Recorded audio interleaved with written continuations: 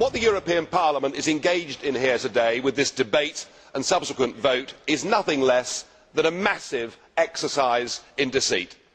A pack of lies are being told, and they are being told because you do not want the peoples of Europe to have the referendums that you promised them. It is the imposition of the will of the political class upon the citizens. We all know the truth. The Lisbon Treaty is the same as the EU Constitution.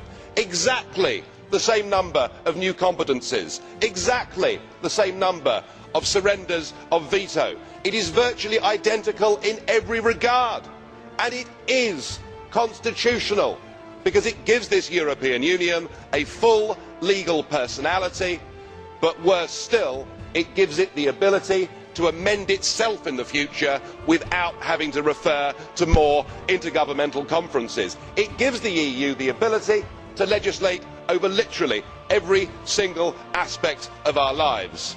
I'm told, though, I shouldn't worry because the flag and the anthem have been dropped. Well, pull the other one.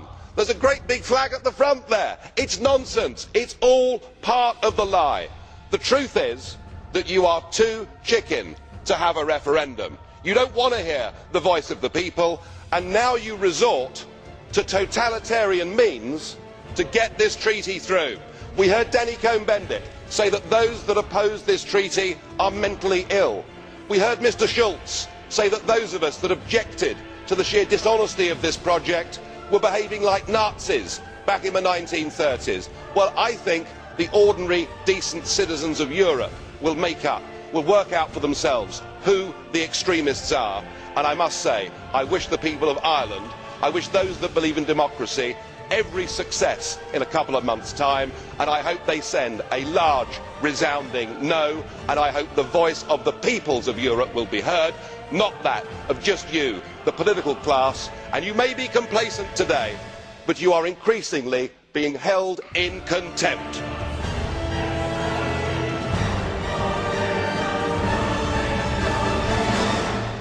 Sarkozy's mini-treaty will now be around 3,000 pages instead of the 560 pages in the rejected constitution.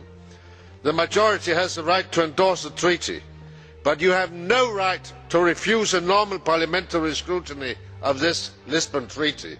I have asked more than 700 serious questions on the interpretation of the different articles. You don't know the answers. You approve secrecy instead of transparency. You approve a reduction of parliamentary democracy instead of insisting on this Parliament's right to represent our voters, scrutinise on behalf of our voters, question the executive on behalf of the 500,000 citizens we represent. Thank you, Mr. President. Well, it's evening. It's been a very long day. We've been protesting in this Parliament, as you know, for months against the Lisbon Treaty, the Constitution, being pushed through without the referendums that previously people were promised.